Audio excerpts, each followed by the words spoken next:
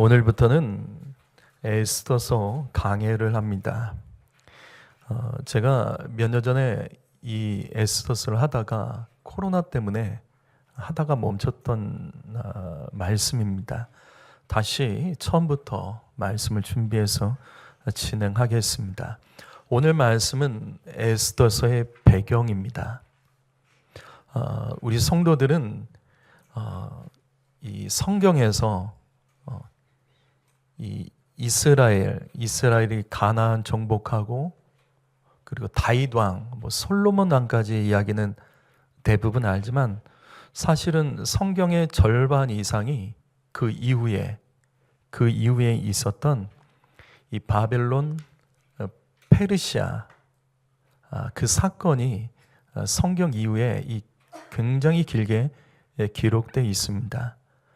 그래서 이 뒤의 배경을 우리가 알지 못하면 뒤의 성경들 이제 절반 정도를 우리가 놓칠 수 있는 상황이 생깁니다.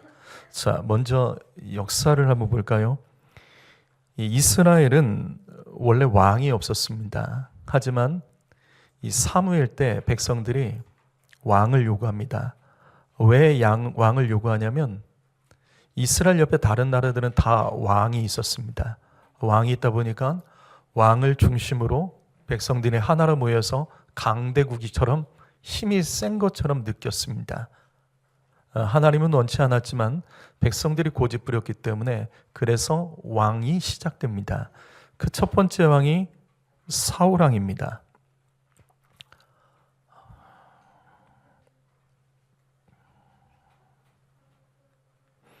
PPT 한 번만.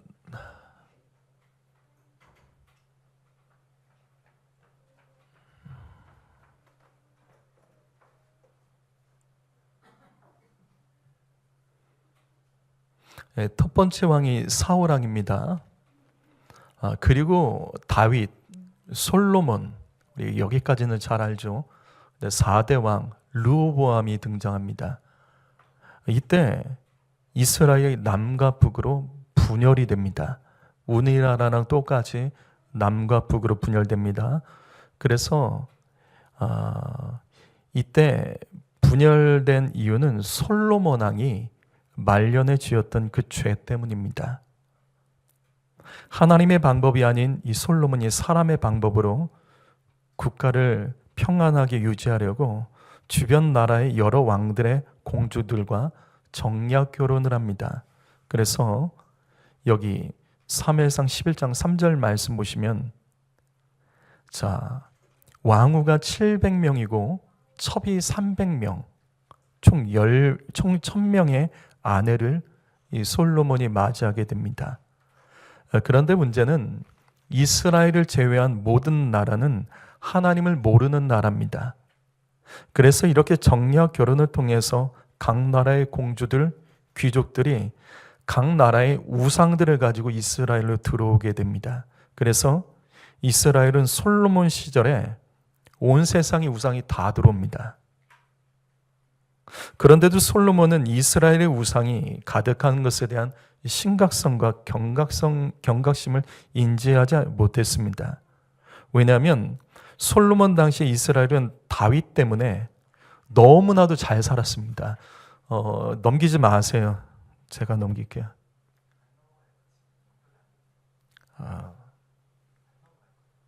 왜 안 되지? 뒤로 빼세요. 자, 우리는 이 지점에서 깨달아야 될 것이 있습니다. 평안하기 때문에 이 땅에서 평안하기 때문에 하나님이 주신 많은 것을 누리고 살아갔기 때문에 그 속에서 영적으로 그 예민함, 영적인 경계심이 무너진 겁니다. 불명 솔로몬 시대에 가난하고 어려운 시대였다면 아마 솔로몬이 회개를 했을 겁니다. 그런데 다윗 때문에 다윗이 강력한 이스라엘을 만들었기 때문에 주변 나라들이 조공을 봐줬습니다. 그것 때문에 이 솔로몬 이 나라 안에는 우상 숭배가 가득했지만 이 부족함을 크게 느끼지 못했습니다. 성도 여러분, 하나님이 우리에게 주신 것은 이 땅에서 누리라고 주신 것이 없습니다. 사명 감당하라고 주신 것입니다. 하나님께서 다윗에게 강력한 힘과 경제력을 주신 이유는 이스라엘이 온 땅에 하나님의 복음을 전하라고 주신 겁니다. 그런데 솔로몬은 아버지의 수고와 그 헌신을 그것을 가지고 살아가면서 이스라엘 나라를 우상의 나라로 만듭니다. 그래서 이 말씀 보실까요? 눌러주세요. 열왕기상 4장 22절 23절 말씀 보면 기가 막힌 말씀이 나옵니다. 당시 솔로몬이 하루 음식을 먹었던 양이 나와요. 밀가루가 5에서 6톤입니다. 가는 밀가루, 굵은 밀가루가 10에서 12톤입니다. 살찐소 10마리, 그 다음에 그냥 소 20마리, 양 100마리, 그 외에 사슴, 노루, 살찐 새들 너무 웃기지 않아요? 살찐 새들, 살 안 찐 건 안 먹었나 봐요.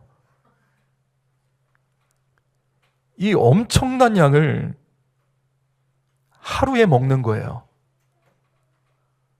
지금이야 이 밀가루가 흔하지만 예수님 당시까지도 우리 아시죠? 예수님 당시까지도 사람들이 먹었던 떡은 보리떡입니다. 밀가루는 귀한 겁니다. 근데 어떻게 하루에 이렇게 많이 먹죠? 그러니까 이 왕궁에서 소비되는 양이 이와 같습니다. 이 숫자는 솔로몬 왕국 초기에 해당되는 수치예요. 나중에 솔로몬 왕국에 1000명의 부인들과 그에 속한 사람들이 들어온 것을 계산하면 아마 이게 상상도 못할 정도로 이들은 먹었습니다. 거기다가 생각해 보세요. 1000명의 부인들이 그들을 위한 집과 사치품들을 계산하면 솔로몬 왕궁에서 얼마나 많은 재정을 사용했겠습니까? 여러분 다시 반복합니다. 하나님이 주신 것은 생명을 주신 목적대로 사명 감당하라고 주신 것입니다. 이 땅에서 누리면 안 돼요. 오늘날 미국이 초강대국이 될 수 있었던 이유는 다른 것이 아니에요. 지금도 미국 무시하지만 미국이 전 세계에서 선교사 가장 많이 보내고 선교의 재정을 엄청나게 했습니다. 하나님께서 우리나라도 한미동맹을 통해서 강력한 군사력과 경제력을 주셨죠. 그 이유는 우리가 잘 압니다. 교회 세우라고요. 선교하라고 주신 축복입니다. 여러분, 나라가 이 사명을 감당하지 않으면 주님은 우리 주신 것 뺏을 것입니다. 이것은 가정과 일터도 똑같습니다.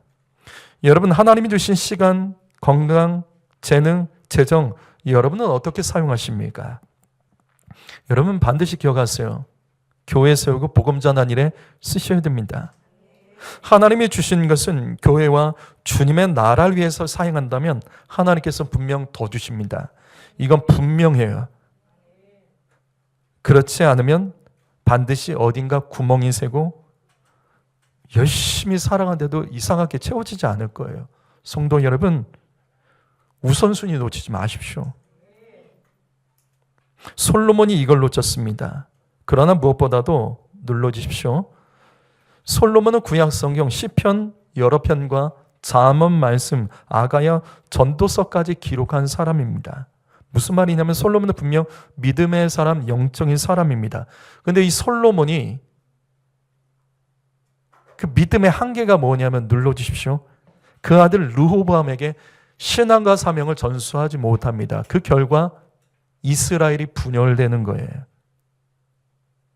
남과 북으로 그 아들 때 그 신앙과 사명을 전수하지 못해서 나라가 쪼개져 버린 겁니다. 그래서 눌러주십시오. 북쪽은 북이스라엘이라고 부릅니다.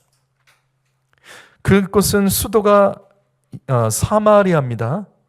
이 북이스라엘은 에브라임 지파. 당시 이스라엘은 두 개 지파가 가장 강했죠. 에브라임 지파와 유다 지파. 에브라임 지파를 중심으로 10개 지파가 떨어져 나가서 북이스라엘 왕국을 이루고 그 나라는 힘 있는 사람이 왕이 될 수 있었습니다. 그리고 남유다는 유다 지파, 즉 다윗의 지파, 베냐민 지파, 사울왕의 지파, 그 다음에 거기 성전이 있었기, 예루살렘 성전이 있었기 때문에 레위 지파, 이 세 개 지파를 중심으로 나라가 작게 세워집니다. 그리고 여기는 다윗의 후손만 성경 말씀 그대로 하나님 말씀하신 대로 왕이 될 수 있습니다. 하지만 여기 남유다는 북이스라엘에 비해서 경제력과 군사력이 약했기 때문에 계속 끌려다니게 됩니다. 그러나 이 약한 남유다 말고 강력했던 북이스라엘은 눌러주십시오. 우상을 숭배하며 나라를 통치하다가 BC 721년, 기원전 721년에 아수르란 나라에게 멸망당합니다. 자, 그러면 상대적으로 힘이 없었던 남유다는 이제 아수르에게 같이 붙어 있었으니까 멸망당할 수밖에 없겠죠. 그런데 남유다는 멸망당하지 않습니다. 왜냐하면 눌러주십시오. 히스기야 왕이 있었기 때문입니다. 히스기야 왕이 이때 우상을 무너뜨리고 하나님 앞에 엎드렸기 때문에 북이스라엘이 멸망당할 때 하나님께서는 히스기야 때문에 남유다를 지켜주십니다. 그런데 히스기야 왕도 솔로몬처럼 결정적인 실수를 합니다. 뭐죠?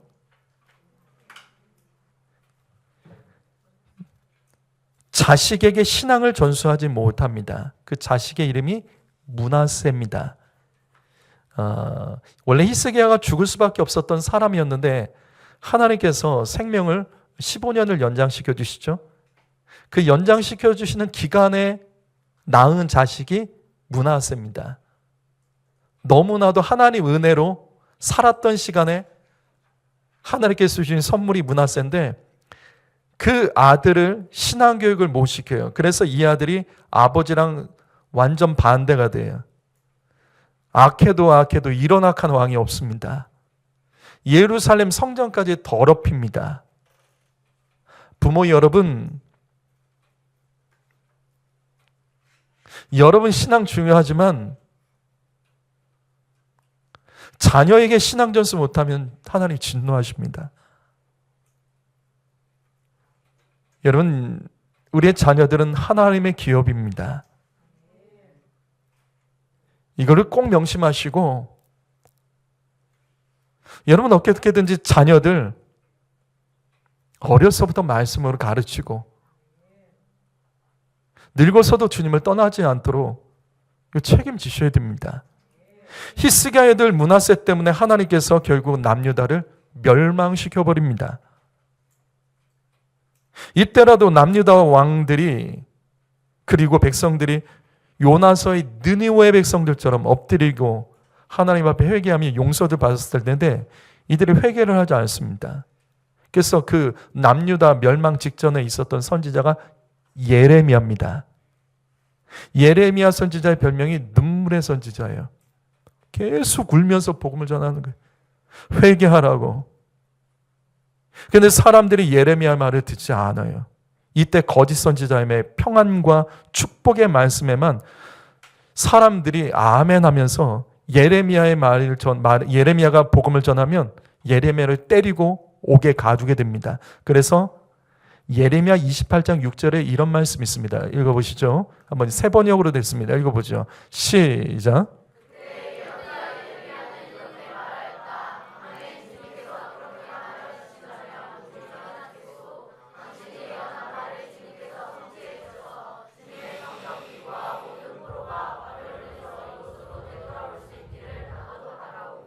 자, 여기 그때는 바벨론이 남유다를 쳐들어왔을 때입니다. 바벨론이 남유다를 쳐들어온 것이 총 3번입니다. 쳐들어올 때마다 성전을 짓밟고 백성들을 포로로 끌고 갑니다. 그런데 당시 유대 백성들은 그래도 우리는 잘 될 거야. 그래도 하나님 우리를 지켜주실 거야. 그래도 하나님께서 우리 축복하실 거야. 하나님은 이 나라를 사랑하시니까 거짓 선지자들의 평화와 축복의 메시지에 아멘한 거예요. 그래서 사람들이 거짓 선지자들이 이 축복하는 말, 이 나라는 하나님께서 지켜주십니다. 이런 말씀에만 따라서 아멘하며 쫓아다니는 거예요. 그 모습을 보고 예레미야가 가슴을 찌짐했던 말씀 바로 이 말씀입니다. 백성들이요, 나도 아멘하고 싶습니다. 하지만 잘못된 말씀에 아멘하면 안 됩니다. 죄를 회개하고 영적으로 깨어 시대를 똑바로 바르게 보지 못하면 남유다는 이제 끝장난다고 계속해서 말하지만 사람들은 말해요. 예레미야의 메시지가 부정적이다고, 축복의 메시지가 아니라고. 그래서 앞에서 말씀드렸던 대로 예레미야를 때리고 감옥에 가둡니다. 그때 결국 바벨론이 마지막 3차로 쳐들어와서 이스라엘을 멸망시킵니다. 눌러주십시오. 여기 BC 605년, 597년, 결국 586년에 남유다 이스라엘은 바벨론 왕 느부갓네살이 이끄는 이 바벨론 왕에 의해서 멸망하며 나라가 사라집니다. 그리고 이 바벨론이 침공할 때마다 이들은 이스라엘 백성들을 포로로 끌고 갔어요. 그래서 바벨론 제국의 여러 지역에 포로를 끌고 가버립니다. 성도 여러분, 지금 여기 있는 것처럼 하나님께서 남유다를 단번에 멸망시키지 않으셨습니다. 이처럼 수십 년의 시간 동안 계속해서 기회를 주셨지만 이스라엘은 회개를 하지 않는 거예요. 그래서 예배하는 하나님 백성들도 심판을 받게 됩니다. 이처럼 이스라엘이 바벨론에게 멸망당한 후에 이때를 배경으로 기록한 말씀이 구약 성경 에스라, 에스겔, 다니엘, 에스더, 느헤미야, 학개, 스가랴, 말라기 등등, 이게 우리가 구약 성경 후반부 말씀이 다 이때를 배경으로 기록된 말씀입니다. 그래서 우리는 이 말씀들을 볼 때 오늘 말씀 이 배경을 가지고 보셔야 됩니다. 자, 이로써 하나님께서 선택하신 이스라엘 백성은 역사 속에 사라지는 줄 알았어요. 하지만 아닙니다. 나라가 멸망하고 이스라엘 백성들이 바벨론의 포로로 끌려갔을 때 그때 그제서야 이스라엘 백성들이 하나님 앞에 정신 차리고 회개합니다. 자신들의 죄를 회개해요. 그래서 여러분 성경 보면 신명기 보시면 신명기가 사실은 출애굽기 말씀에 반복되는 말씀입니다. 신명기가. 이때 이 말씀이 신명기가 언제 완성이 되냐면 이때 바벨론 포로 때 이 말씀이 완성돼요. 그리고 보세요. 이 왕국의 역사를 기록한 말씀이 열왕기상하하고 역대상하예요. 내용 보시면 비슷비슷하죠. 근데 관점이 달라요. 관점이 다릅니다.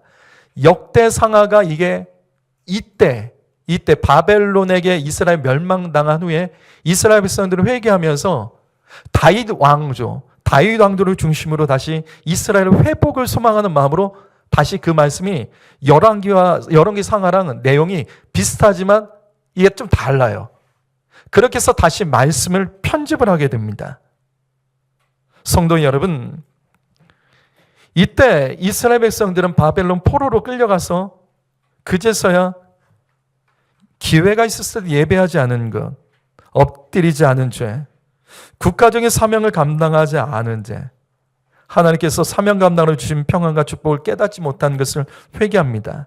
기계적으로 예배했던 것들, 성전과 제사장을 멸시했던 죄를 회개하고 말라기서에는 11조와 헌물의 이야기가 나오죠.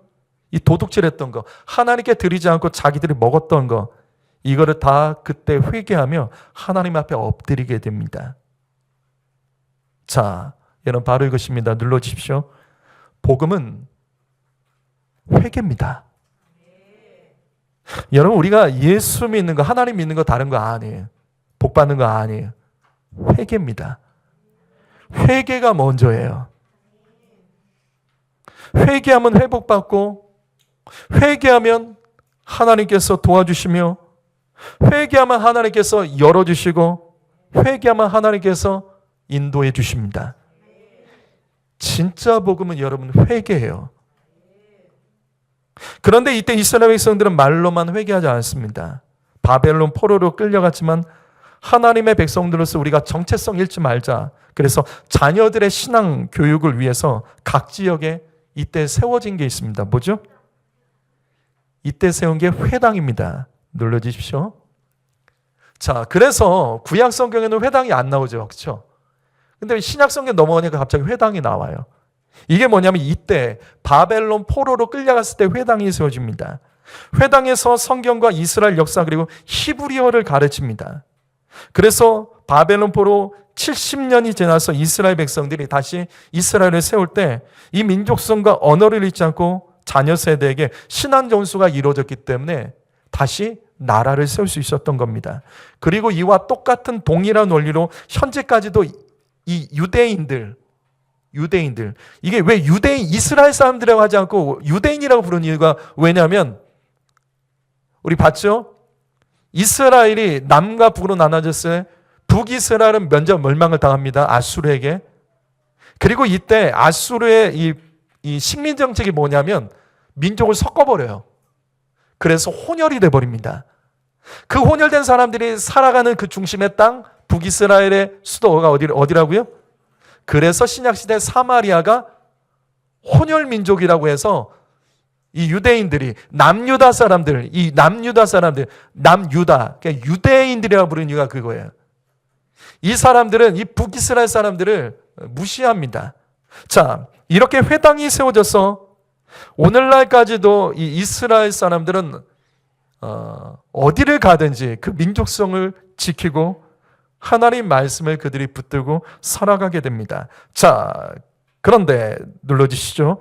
오늘 말씀 다니엘 9장 1절 말씀. 다니엘이 예레미야 말씀을 가지고 다니엘이 기도를 합니다. 예레미야 말씀 가운데 뭐가 있냐면 이스라엘 백성들 포로로 잡혀간 거 70년 만에 다시 돌아와서 나라를 세우게 될 것이라는 그 예언의 말씀이 있습니다. 마침내 예레미야를 통해서 이 예언된 말씀이 바벨론 포로로 잡혀갔던 이스라엘 백성들이 진짜 약 70여 년 만에 다시 고향으로 돌아가서 무너진 이스라엘을 세울 수 있는 기회를 얻게 됩니다. 자, 그게 무엇이냐면 눌러주십시오. 여기 에스라 말씀입니다. 에스라 1장 1절과 2절 말씀 보시면 바사, 성경에서 바사는 페르시아입니다. 페르시아를 바사라고 해요. 고레스왕 원년, 이게 BC 538년입니다. 이때 예레미야 입을 통해서 말씀하신 70년 만에 이스라엘이 포로에서 돌아가 이스라엘을 회복시킬 거라는 이 예언이 이때 고레스 왕에 의해서 이때 이것이 성취됩니다. 그리고 이 말씀처럼 하나님께서는 BC 538년에 바벨론에 남유다가 1차 침공 때부터 3차까지 끌려갔던 유다의 백성들을 예레미야 예언처럼 70년 만에 고레스가 바벨론을 멸망시키고 그 제국을 차지하면서 유화 정책을 펼쳐요. 그리고 어떻게 하냐면 바벨론은 식민지에 있는 백성들을 끌어다가 바벨론 제국 안에 집어넣는 거죠. 근데 이 페르시아의 식민지 정책은 바뀌어요. 어떻게 바뀌냐면 너희 고향 땅에 돌아가서 고향 땅을 재건해서 세금 내라. 이게 페르시아의 식민지 정책이에요. 그래서 페르시아의 고레스 왕이 된 다음에 바벨론을 멸망시키고 왕이 된 다음에 포로로 잡혔던 민족들을 고향으로 돌려가는 법을 만듭니다. 그것을 고레스 칙령이라고 부릅니다. 그래서 이 말씀처럼 바벨론의 포로로 잡혔던 유다 백성들은 눌러주십시오. BC 537년에 드디어 수룹바벨의 인도를 받아서 1차 바벨론 포로들의 귀환이 이루어집니다. 이렇게 해서 이스라엘은 다시 무너진 예루살렘과 예루살렘 성전을 다시 건축한 일에 온 힘을 이제 쏟게 됩니다. 이때 유대 백성들이 한마음이 되어서 지난 70년 동안 바벨론 땅에서 벌었던 재산들을 다 쏟아내서 이 이스라엘을 회복하는 데 온 힘을 다합니다. 자, 바로 이 지점에서 오늘 말씀 에스더의 배경이 시작돼요. 자, 무슨 말이냐면 포로 생활하던 이스라엘 백성들이 페르시아 고레스 칙령 때 고향으로 돌아갔는데 다 돌아가는 게 아니에요. 안 돌아간 사람들이 있었습니다. 자, 눌러주십시오. 에스라 2장을 보게 되면 49,897명만 돌아갑니다. 나머지 사람들은 페르시아의 백성으로서 그냥 그 땅에 남아서 살아가게 됩니다. 자, 그렇다면 왜 고향 땅 예루살렘에 돌아가지 않고 페르시아에 그냥 남았던 사람들은 그 이유가 뭐죠? 그 이유가 뭐죠? 여러분 70년 동안 생활을 했습니다. 그러면 시간이 흐르면서 포로로 끌려갔던 사람들이 자식을 낳고 또 자식을 낳으며 어느새 바벨론 땅 안정적인 생활 기반을 마련했던 거예요. 바벨론이 페르시아에 멸망당했지만 당시 페르시아, 바벨론 어느 나라든지 이 포로에 대해서 학대하지 않았었어요. 유대인들이 바벨론 포로 생활할 때 뭐 쇠사슬 차고 다니고 강제 노동하고 그렇게 살지 않았습니다. 여러분 유대인 하면 뭐가 떠오르죠? 유대인 하면 뭐가 떠오르죠? 돈이 떠오르지 않으세요? 이 사람들은 근면하고 지혜롭습니다. 그래서 포로 생활 중에도 바벨론 땅에서 성실히 해서 돈을 많이 벌었어요. 그래서 삶이 안정적으로 나갑니다. 그리고 바벨론 시대에 다니엘과 그의 세 친구들 기억하시죠? 이 사람들은 다 고위 관리까지 올라갑니다. 무슨 말이냐면 능력이 있으면 바벨론 제국, 페르시아 제국 안에서도 고위 관리가 될 수 있었어요. 자, 그래서 다니엘서와 에스더서를 보게 되면 공통적인 이야기가 나와요. 바벨론 사람들 또 페르시아 사람들이 유대인들을 질투합니다. 왜? 너무 잘 살아서. 그렇기 때문에 이들이 고향으로 돌아가지 않고 그냥 페르시아 제국 안에서 안정된 삶을 선택한 자들이 많이 있었습니다. 자신들의 안정적인 생활을 버리고 황무지로 변해버린 예루살렘에 돌아가는 것, 이것은 크게 결단해야 되는 거예요. 자기가 일평생 벌었던 그 돈을 예루살렘을 재건하는 데 써야 되는 거, 이거는 쉽게 결단할 수 있는 것이 아니에요. 그래서 49,897명만 이스라엘로 돌아갔고 나머지 유대인들은 그냥 페르시아 땅에서 안정적으로 살아가게 됩니다. 눌러주십시오.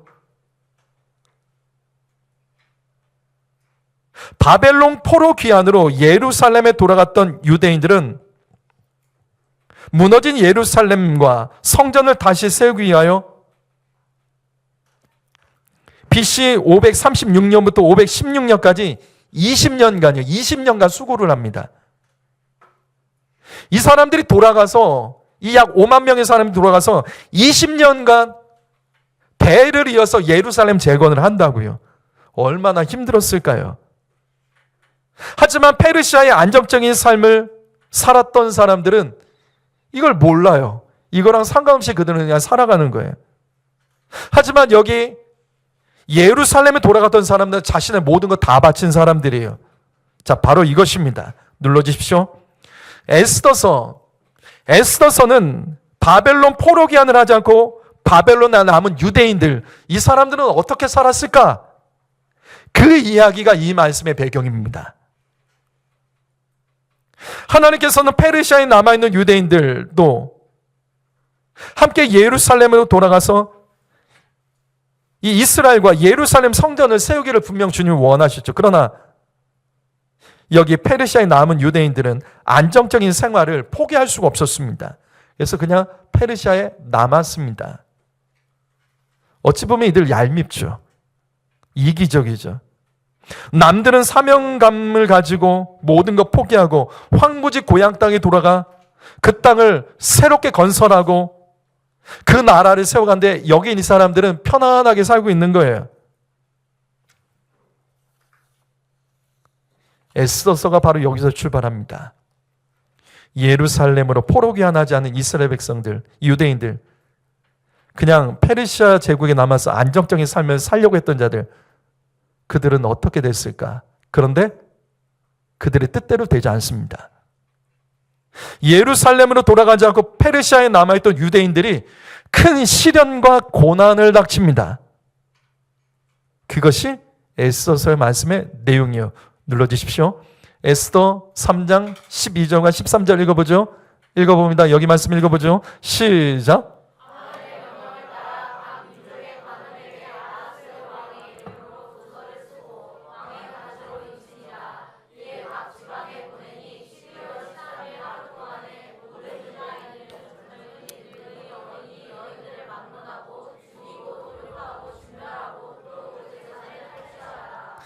페르시아에 남아있던 유대인들에게 말도 안 되는 일이 벌어집니다. 페르시아의 아닥사스다 왕 때 총리였던 하만이 왕을 설득해요. 그래서 정말 말도 안 되는 법을 하나 만들어요. 그 법이 뭐냐면 12월 13일 하루 동안 페르시아 땅에는 모든 유대인들을 죽이는 법입니다. 그리고 누구든지 죽여라, 죽이고 그들이 가진 재산 다 차지해라. 말도 안 되는 법이죠. 바벨론 포로 귀환을 하지 않고 페르시아의 안정적인 삶을 유지하며 살려고 했던 유대인들이 지금 단번에 지금 몰살될 위기, 몰살될 수 있는 법이 만들어지게 됩니다. 성도 여러분, 바로 이것입니다. 눌러주십시오. 안정된 생활의 기반이 삶을 보장해 주는 건 아니에요. 여러분, 내가 주님을 위해서 헌신하지 않고 살아가면 그만큼 삶에 여유가 생긴다고 생각하면 착각이십니다. 내가 주님에게 드려야 될 온전한 11조 헌물 드리지 않는 만큼 나는 그것을 더 쓸 수 있겠지. 정말 그렇게 생각하십니까?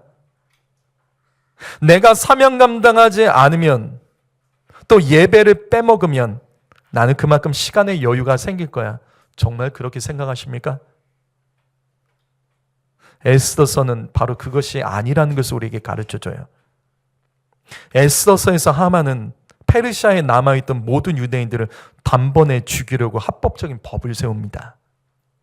그제서야 페르시아 땅에 남았던 유대인들을 영적으로 깨어나기 시작합니다. 그리고 이들이 살기 위해서 금식 기도를 하며 하나님을 붙들고 자신의 죄를 회개합니다. 눌러주십시오. 에스더 9장 24절과 25절 말씀. 결국 하나님께서 유대인들의 기도를 들으시고 하만의 계획을 뒤집어 버리세요. 그리고 유대인들을 살려주십니다. 그리고 유대인들을 미워하고 죽이려는 자들을 모두 이때 오히려 심판하십니다. 그제서야 페르시아에 남아있던 유대인들이 깨닫습니다. 페르시아에 안정적으로 남아있다고 평안한 것이 아니구나.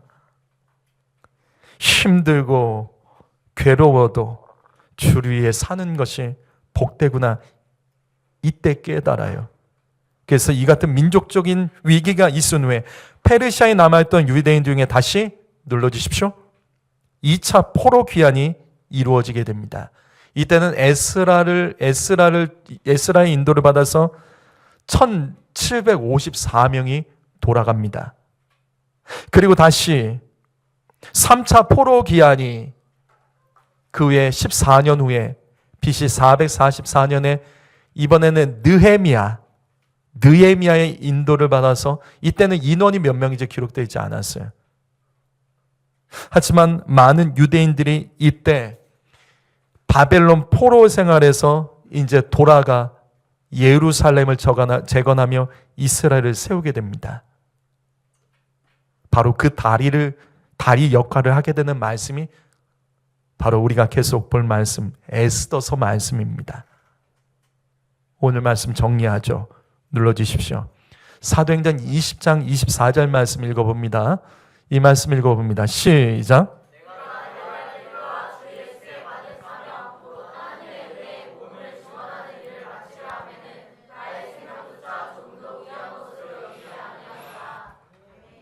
여러분은 예수 믿은 지 몇 년 되셨습니까? 그리고 여러분 예수님 어떻게 믿고 계십니까? 정말 묻고 싶어요. 누구를 위해서 믿는 거죠? 우린 가끔가다 예배 드리기 싫다라고 말을 하죠. 기도하기 싫다. 또 찬양 안 하고 사명 감당하지 않고. 여러분 정말 누구를 위해서 예수 믿습니까? 성도 여러분, 이 땅의 재물이나 가정의 평안과 안녕을 위해서 예수 믿는 건 아닙니다. 순서가 틀리셨어요. 사명 감당이 먼저입니다. 지금 이 말씀처럼 생명을 주신 하나님의 목적대로 달리셔야 됩니다. 바로 그때 하나님께서는 그 일을 감당할 수 있는 재정 주시고 사명 감당을 돕도록 가정과 일터의 평안과 복을 주시며 우리가 사명 감당할 수 있도록 능력과 모든 문제를 주님께서 풀어주십니다. 성도 여러분, 예수 위에 살아야 됩니다. 순서가 바뀌면 안 된다고요. 사도 바울은 예수님께 받은 사명 복음 전파를 위해서 생명을 아끼지 않았다라고 말합니다. 저와 여러분의 목숨은 무엇을 위해서 살아가고 달리고 계십니까? 오늘 에스더서의 교훈을 배우셔야 됩니다. 페르시아의 안정된 삶을 포기할 수 없어서 예루살렘에 돌아가지 않는다고 내가 더 누리고 평안해지는 건 아니에요. 사명 감당하지 않으면 다른 차원의 또 다른 고통과 문제와 어려움을 만날 수 있습니다. 눌러주십시오. 에스더 4장 14절 말씀입니다. 읽어봅니다. 시작.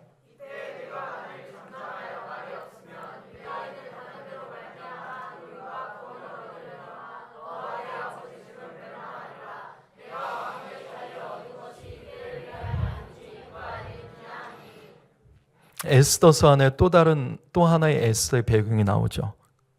에스더는 포로된 백성임에도 불구하고 왕비가 됩니다. 페르시아의 왕비가 돼요. 근데 사촌오빠 모르드게가 에스더를 찾아옵니다. 그리고 말해요. 우리 민족 다 죽겠다. 하만이 지금 우리 민족 다 죽이려고 한다. 너는 여기서 평안하게 잘 살고 잘 먹고 잘 살고 있지만 너 가만히 있으면 우리 민족 죽는다. 오늘 너가 이 자리에 있는 것은 이 문제 해결하라고 하나님께서 이 자리에 세우신 거다. 잠자고 있던 에스더를 깨우는 거예요. 이 말씀으로. 그래서 이 말씀 다음에 우리가 잘 아는 죽으면 죽으리라가 이 말씀 다음에 나오는 겁니다. 성도 여러분, 이 말씀은 에스더에게만 주신 말씀이 아니에요. 바로 저와 여러분 향해서도 동일하게 하나님께서 말씀하고 계시는 것입니다. 성도 여러분, 그저 그렇게 신앙생활하다가 끝나지 마십시오. 진짜 예수 믿으려면 주님이 나와 내 가족, 내 자녀를 통해서 일하기 원하시는 것, 하나님께 그것을 드리고 쓰임 받으셔야 됩니다. 쉽고 편한 길은 없습니다. 피한다고 피해지는 게 아니에요. 안 한다고 안 해도 되는 게 아니에요. 주님의 일은 절대 그런 게 없어요. 왜? 우리는 하나님께 주신 사명을 가지고 이 땅에 태어난 사람들이에요. 이거 안 하면 그냥 넘어가는 게 아니라고요. 어떤 식으로든지 주님은 반드시 책임을 물으십니다. 사랑하는 성도 여러분, 드려야 될 것이 있으면 드리세요. 해야 될 것이 있으면 하세요. 힘들어질 겁니다. 손해볼 수 있습니다. 피곤해질 수 있습니다. 그래도 하셔야 됩니다. 왜? 하나님께서 우리에게 생명 주신 목적이 바로 그거라고요.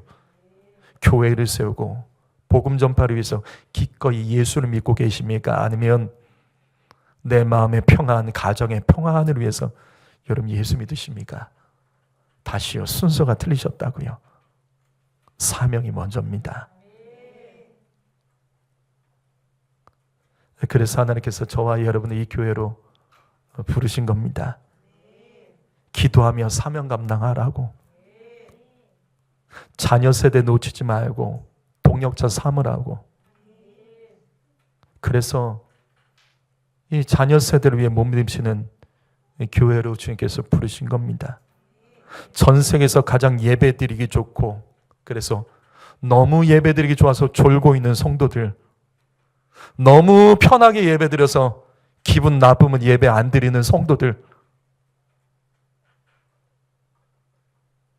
그런 사람들 그렇게 살지 말라며 저같이 시끄러운 목사 세우셔서 흔들어 깨우며 그러지 말라고, 제발 좀 그만 좀 하라고, 저같이 독특한 목사 세워서 지금 주님께서 우리 대신교회 가운데 깨우고 계신 겁니다. 성도 여러분, 우리에게 주어진 시간은 영원하지 않습니다. 예배와 사명, 기도 피해 다니시면 안 됩니다. 다시요, 피한다고 피해지지 않습니다. 지금 사명 감당하지 않으면 하나님께서 반드시 책임 물으십니다. 우리는 창조주 하나님의 목적대로 창조되어 이 땅에 합법적으로 주의 일을 하기 위해서 주님께서 생명 주신 자들이에요. 그래서 주님을 위해서 죽어야 될 자들입니다. 마음 따라가지 마세요. 감정 따라가지 마세요. 내 상황 따라가지 마세요. 핑계도 대지 말고, 내가 힘들다고 다른 사람 힘들게 하지 말고, 이간질을 하지 말고,